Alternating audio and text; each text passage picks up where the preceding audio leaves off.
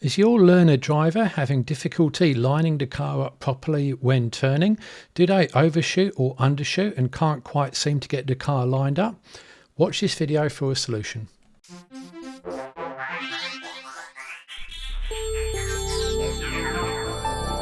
So what you want is a white line like this, and you line it up straight in front of the driver, and what you also need is a reference point like this pole over here.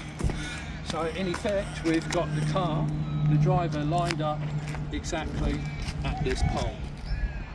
So what we're going to do now is break the skill down into different components. Whenever you've got a complex skill, if you can isolate those different components of the skill and learn each individually, then put it together, that's the most effective way to learn. Now, when we go around a corner and line up, we're having to turn the steering wheel, we're having to look at where the car's going, we're having to work with the brake and the accelerator all at the same time. And it's actually quite complex. So what we do is we try and isolate each individual skill. So we started, we're looking directly at that pole at the moment. What we're going to do, we're going to turn the steering wheel full lock like so. Now, it's not good to turn the steering wheel when the car isn't moving at all, but for the purposes of what we're doing with learners, I think you have to do that because, again, we're just isolating the skill. So the steering wheel's at maximum lock, it's going to stay that way. Then all we're going to do is just turn the vehicle 360 degrees, nothing more than that. This sort of speed's fine.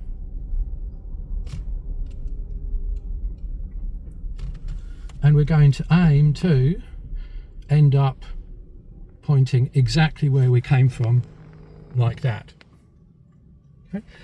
Now, you as a teacher driver can try this. It's maybe not as easy as you think, and then once the learner's got it, and initially they won't get it, then you can go a bit faster. Now, I'm not talking massively faster, maybe a bit quicker, like this, and then you can do the same again. See if you can bring the car smoothly to a halt. And it's worth trying that. You can do it in left and right directions. Now, once they've mastered that, here's the next thing to do. So we start off again with full lock. We go around, and this time do it slowly, right? So if you've been doing it fast, now bring it back to this sort of speed, real slow.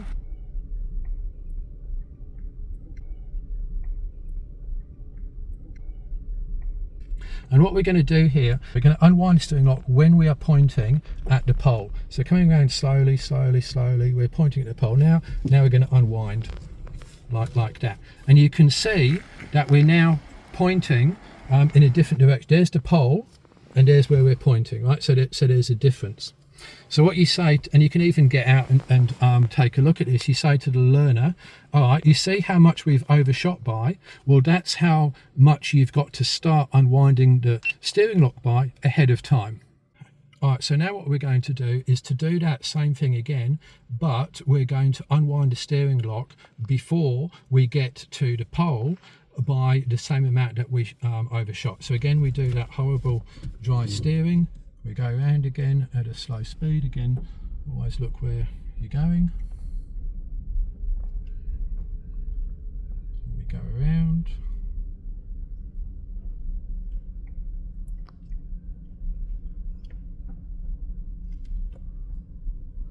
And now about here, I'm going to start unwinding the steering lock like that, and now we're perfectly lined up. So if you do those exercises, break it down, you should find that your learner will understand more about overshooting and undershooting with steering. And whenever you get any form of difficulty learning anything, try and think about how you break that complex skill down into small component parts, practice each one individually, and then put them together. When you do that, you will find a decrease in performance, because obviously doing something in isolation, when you combine it with other things, you're going to get a decrease in performance, but the performance will go down, then it will come back up. Learning is not an easy process. Now, one of the absolute keys to success in driving is looking where you want to go. So I want to go down there, so I'm looking out the side window.